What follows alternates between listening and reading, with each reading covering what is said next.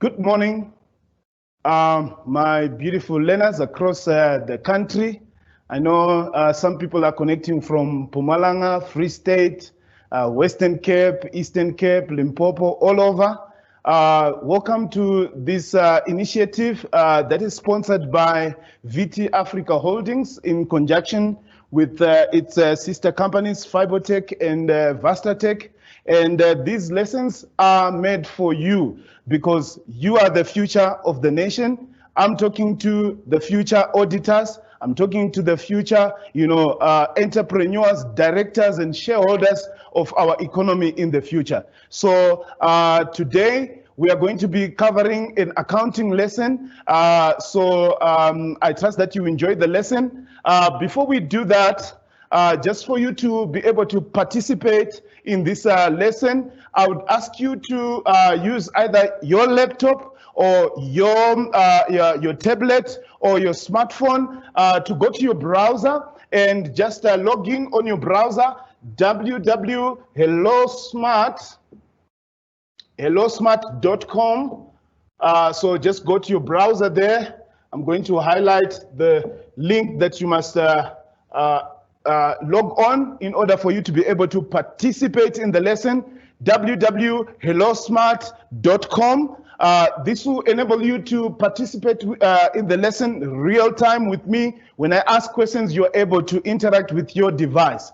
Now, when you get to hellosmart.com, please make sure that you sign in as a guest. There are different options available, but please select sign up as a guest. And remember this procedure, you will do it with all the other lessons, because after me, there's gonna come a life science teacher, there's gonna come mathematics, there's gonna come geography, there's also gonna come physical science. So we are in for some very exciting things to learn. So remember, www.hellosmart.com on your web browser. It could be your laptop, it could be your smart device, it could be your tablet. And sign up as a guest. You will be asked to type in your class ID, and our class ID is very simple, 598751, and you just leave your device there. I'll tell you when we are ready to go into our lesson.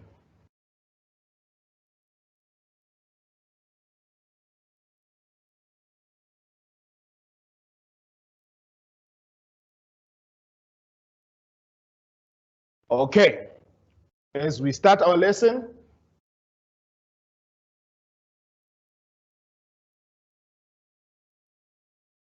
so maybe just for me to recap, go to your browser, www.hellosmart.com, to take part in the assessments, sign in as a guest.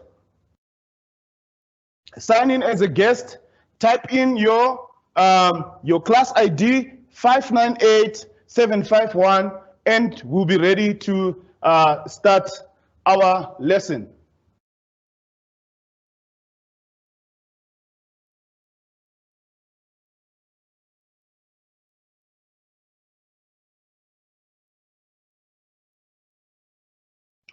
Okay, as I said, we are going to be doing an accounting lesson, and our topic here is on corporate governance, ethics, auditors, and directors' reports. I know your teachers might start with the financial ratios or the analysis of financial statements. It's all within a group of just one topic.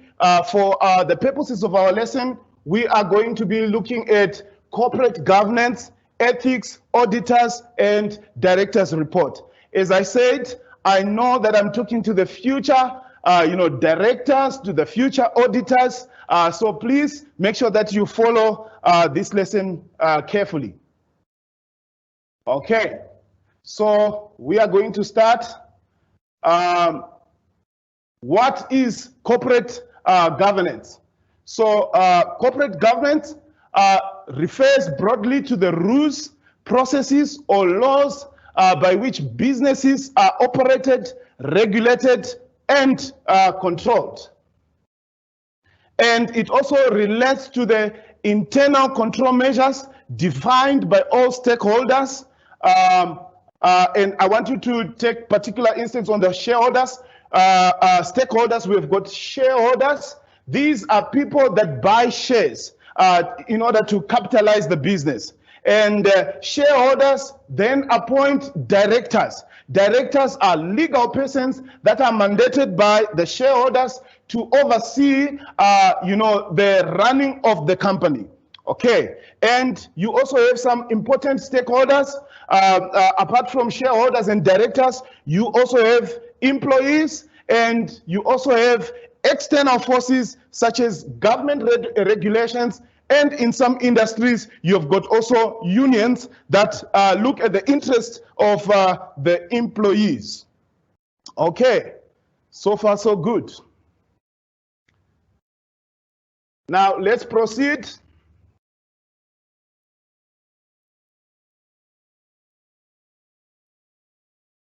Now, we have the integration of reporting and control of fixed assets. So there should be a segregation of duties. There is something that shareholders do. There's something that directors do. There's also a part for the employees. There's also a part for other external forces. So there's an integration of duties. So segregation of duties for initiating, evaluating, and approving capital expenditures or leases. Annual physical inventory must be done by someone who has no custodial or record-keeping responsibilities. Acquisition and disposal of assets must be properly authorized by management. Okay, let's move on.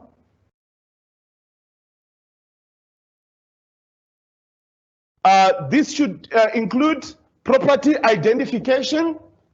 So each property, like in this case, we've got assets. Here is a smart board here. This is what 75 inches. So it must have a serial number. So there must be someone who knows that in a particular virtual classroom, like in the one that I'm in, there is this particular asset and it's identified by a number, the description and the location of the asset, as well as the method of acquisition, the funding source, the date of acquisition, date of disposal. But you know, these smart boards are very good. They can last you for 10 to 15 years. But obviously there will be a date where you need to dispose and the cost, and you bring in things like, depreciation and all that. Fixed assets should be protected from unauthorized access and the use. So there should be some controls that are there to the assets, whether it's the building, whether it's the different assets that are there. There must be some control and also safeguarding from loss through theft or negligence.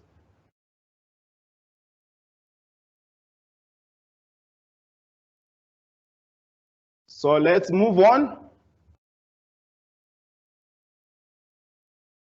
Now, we are still looking at the integration of ethical considerations. So there must be integrated reporting that is addressing the stakeholders. You remember what we mentioned about the stakeholders? Just to recap there, you have got your shareholders. These are the people who buy shares of a company to capitalize that company. And then the shareholders, they appoint directors who can be shareholders, or they can choose to appoint anyone who has got the skills to run the business as a director. And then you've got your employees, you have your senior management, you've got your middle management, and you've got your shop floor. Reports on strategy, performance, activities of the companies. All these reports must be there. The report must reflect and reflect a sustainable value of financial, social, economic, environmental context of the business. Like we see here, we are all in this pandemic of the COVID-19. So remember to wash your hands, remember to sanitize, remember to put on your mask. I'm only putting off my mask now because of this lesson. And you find that some companies like VT Africa Holdings, they are engaging in this social initiative to bring lessons like this to you. Okay, so these reports must bring a sustainability on the value of the financial status of the business, social, economic, and environmental context of the business. Okay, let's proceed.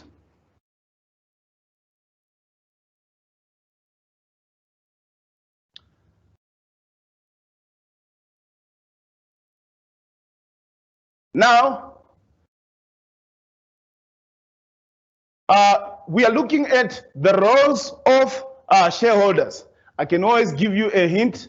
I'm going to really be assessing you, whether you are following what I'm doing here. So a shareholder is someone who owns shares in a company. So I know accounting is central to the running of the economy. Whether you are in farming, whether you are in mining, whether you are in e-commerce, specialized services, you can be a shareholder, when you buy shares for that particular company. Now, let's look at what are the roles of shareholders. So it's anybody who owns shares in a company. That's a shareholder. That's very important. Maybe let me highlight that. Now, they've got rights to information about the company. Remember, they are putting their money into this company, so they've got exclusive right to all the information surrounding the operation of the company. They participate in general meetings. Some have annual general meetings. Others, they do it twice in a year. They've got also a right to vote on the direction in which the company must take. They also elect and dismiss the board. So it is the shareholders' right to elect and to dismiss members of the board. So the board of any company is accountable to the shareholders. And obviously, and very interestingly, shareholders have got a right to share to the share of the profit of the business. And I think my statement is incomplete there. Shareholders, they also share in the profit or losses of the company. So if the company is doing very well, it's profitable, it's good news to the shareholders. They are going to reap in the profits for their investment. If the company is also not doing well and it's making losses, it is also the shareholders who bear the burden of that loss. That's quite exciting. So I believe that, as I said in the beginning, I'm talking to the future shareholders, of new companies, startup companies and existing companies. So accounting is very good. It just makes us, financially wise. Okay, let's continue. So those are the roles of the shareholders. Let's continue with it.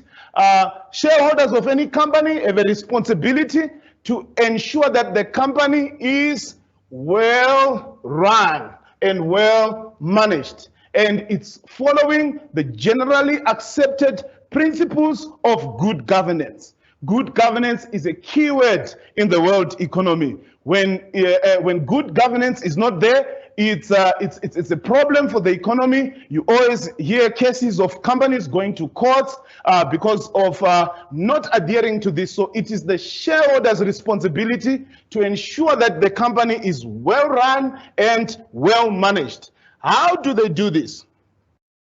They do this by assuming the role of monitoring. So they monitor the performance of the company, raising their objections or giving their approval to the actions of the management of the company. Remember, it's starting somewhere. Let me just put in a note there. It's starting somewhere. you have got your shareholder, and they appoint the board of directors. Now, what does the board of directors do? They also appoint a management team. So the management team reports to the board of directors, and you have got your employees right here. So the shareholders, they are monitoring the board, and the board is monitoring the management, and the management is accountable to the employees. So that's how it goes. Let's move on. Right. Now, many people confuse a director and a shareholder, and we are going to just explain that in a moment. The general duties of a director is to act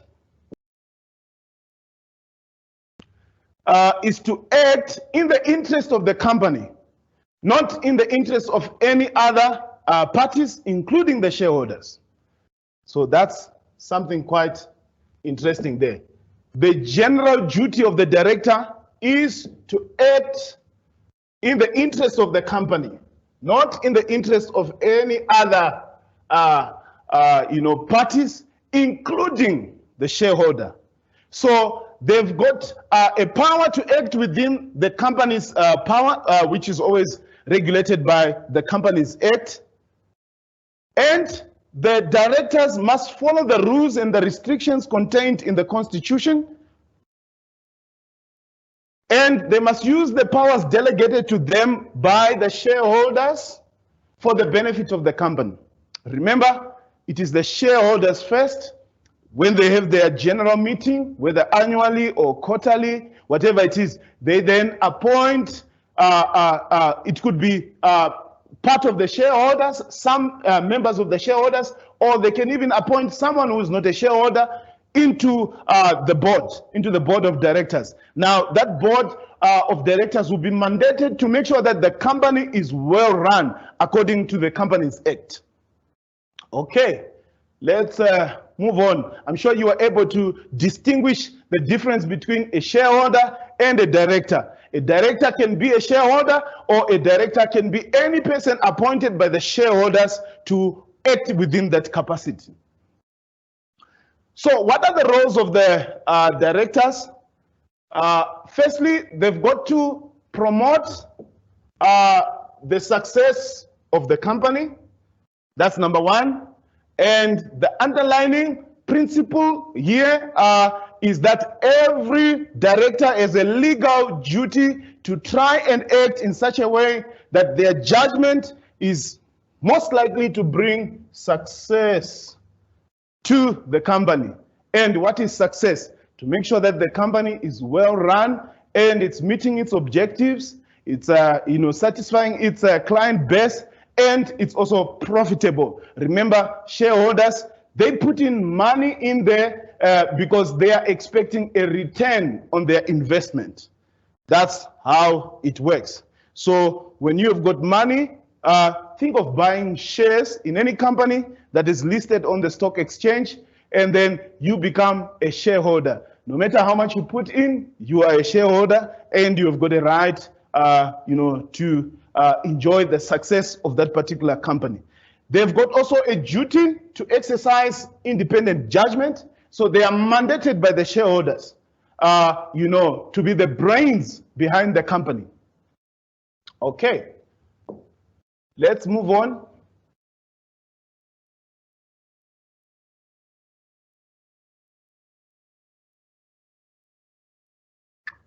Okay, so there is a difference between directors and shareholders. Obviously, all the objectives are coming, to meet somewhere, but they've got distinct, roles that they play within the company. So let's continue with the roles of the directors. They must have certain skills. They must take due diligence and care. Every director must exercise reasonable care. Okay, let me highlight that. They must exercise reasonable care skill in everything they do on behalf of the company. As a director, you must demonstrate the general knowledge and skills that are expected of a person carrying out that particular function. And, you know, you can have the chairman of the board, you can have a managing director, or all those things, or directors can be actively involved in the day-to-day running of the business according to what the Companies Act permit them to do. Or they can appoint certain people to do that for them. Okay.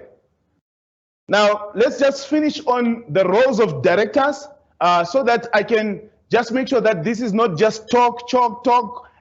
We have some interaction. Remember what I said in the beginning. I want you to log in, have your device logged in already to whellosmart.com, because we are going to have a discussion around the things that I've been talking about. This is not just a one-way communication, it's a two-way. So no matter where you are, you can be at Mahoka there in Limpopo, you can be in Harib district in Free State, or you can be Kwandebele somewhere there in Mpumalanga. You will be able to connect with me here as I ask you a number of questions.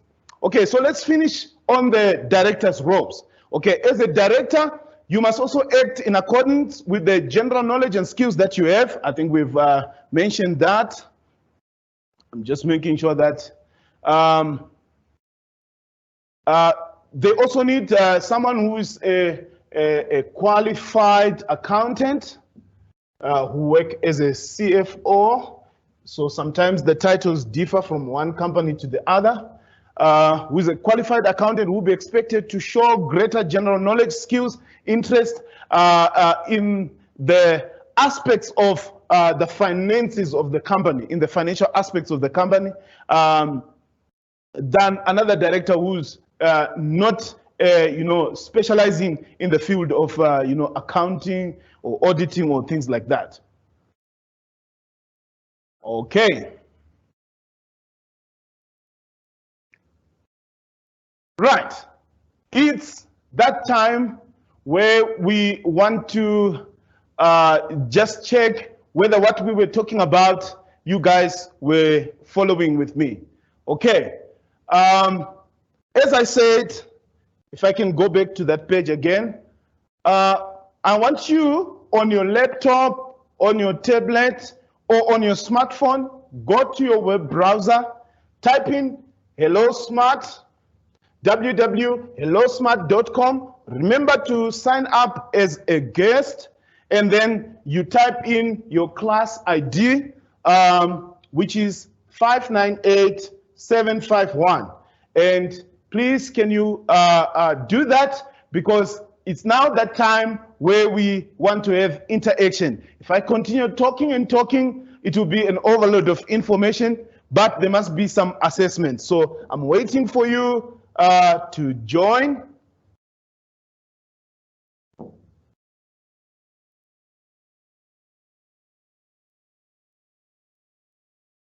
Okay, let me make this a full screen so that we can. So while you are joining, you already see that I already have an activity for you to do. So I'm just waiting, giving you time to connect. But for you to prepare, I want you to list at least 3 to 5 rows of shareholders. Maybe you can start by defining who a shareholder is. So this activity that we do, it's called a shout it out. If you were in my classroom, then I'll be saying, Lena 1, Lena 2, please give me the answer, and then I pointed. Now you do it from your school, from the comfort of your home, using your devices, and we will be interacting together. Okay, so I'm just waiting for you to connect.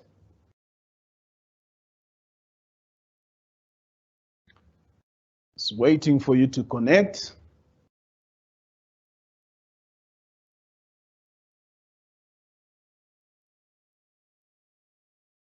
Remember, it's for those of us who are doing it for the first time. Let me repeat again. It's www.hellosmart.com. Sign in as a guest, then type in your class ID 598751. And you can also put your name if you want, or you can come in as anonymous or give yourself some nice clean nickname if you want to do that. So I'm just waiting for you. I know it might just take you a couple of minutes to do that. Remember, we're talking about shareholders, we're talking about directors, all the stakeholders that we have, from shareholders to directors, to senior management, middle management, and then you have got your shop floor. Okay, let me check if we are getting there. Yes. So I am going to start here the activity. I'm ready for you to join. Okay. So the activity is running. So each learner has got a maximum of 3 contributions. So put 1 row of a director there, put 1 row of a shareholder. I'm waiting for you learners that have got devices to connect.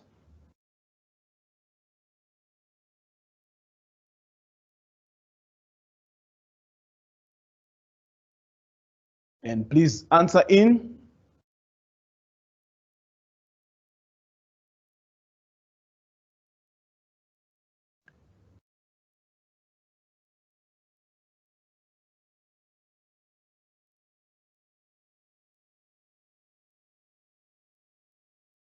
Just want to check the progress. I'm waiting for your contributions. You should be having the contributions, you should be able to do that from your devices. Row of shareholders, and what are the rows of the directors?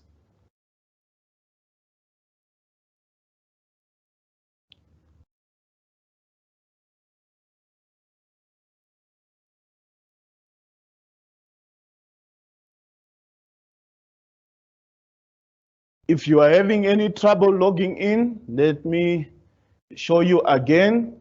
www.hellosmart.com to take part in the assessments. Sign up as a guest, type in your class ID, and I will continue as soon as I have a few responses.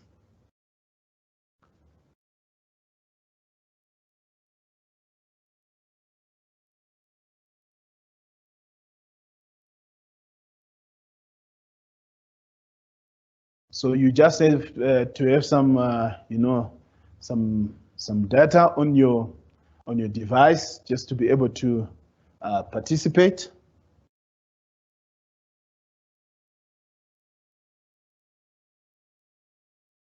What are the roles of shareholders and directors? If you don't have the device, can you be writing them down so that we can practice together? Okay, let me give you a couple of minutes to do that.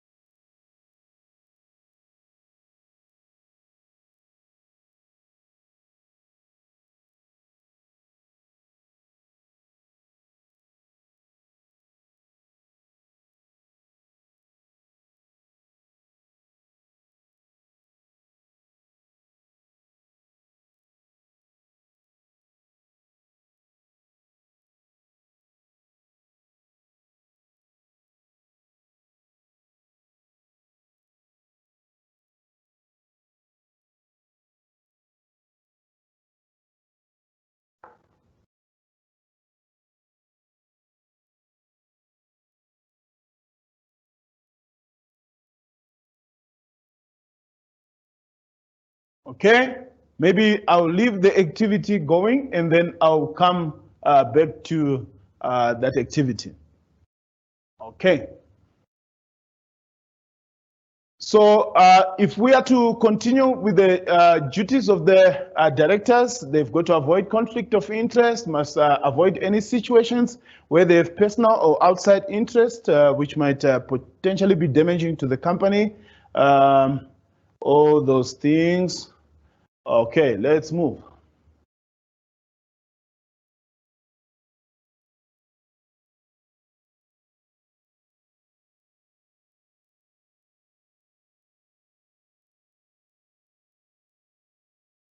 Okay, we have done that. So you can continue with the activity. Remember, we are looking at the roles of shareholders, roles of the directors. But just for the interest of time, let me just move on. And then the last 5 minutes of the lesson, I'll come back to the activity which is running just to see if any of you were able to participate. If you didn't, we will just write down some of the roles. Okay. Now, remember our topic is corporate governance, ethics, auditors, and directors' reports. So we move in slightly further to look at some of the ethical practices that are expected. So manipulation of share prices, it's an illegal practice. It's unethical. This is a deliberate interference to the free and fair operations of the markets. Remember, these share prices are fluctuating. Sometimes they're up, sometimes they're down. But that must be because of the market forces. So directors or shareholders must not intentionally either inflate or deflate, the share prices. Okay, let's continue.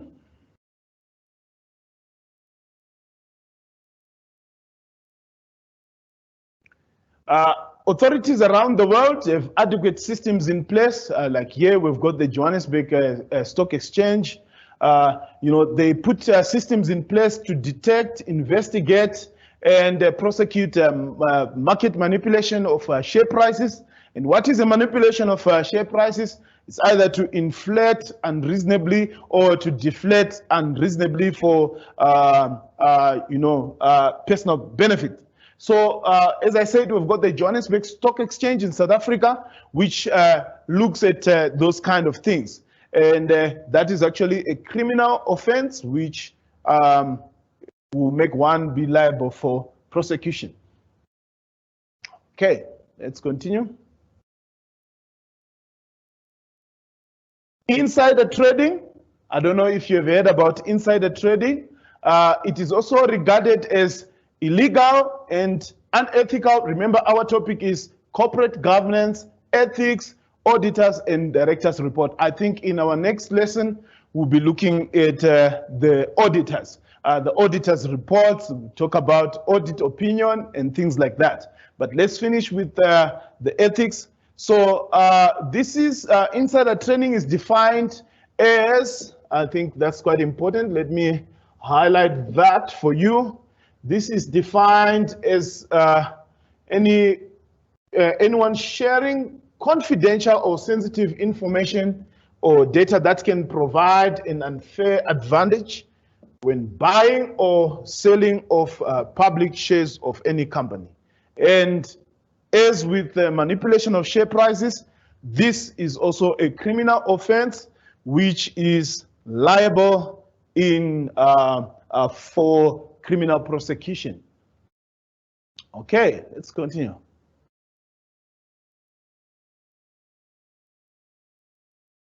Okay, another thing is, on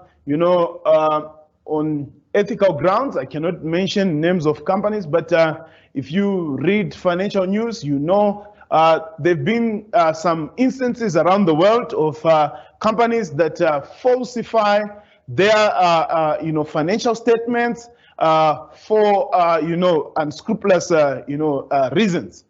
So that is also an ethical practice. Anyone representing a false statement or regarding information about a company will be breaking the ethical code of conduct. E.g., to say, for example, the company shares are sustainable when you know they are not, issuing of false statements that can harm the integrity or the confidence that people have in the markets.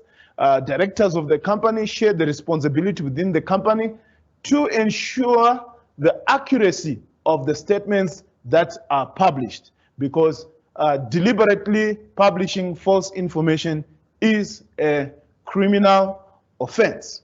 Remember, as I said, as we're starting, I'm talking to the future shareholders, future directors of companies, future auditors. So you need to be aware of these things, not just for the exam, but to broaden your knowledge and to know what is right and what is not right.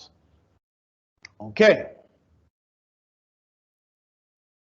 Okay, I'm not going to start on this topic. That will be our next topic tomorrow.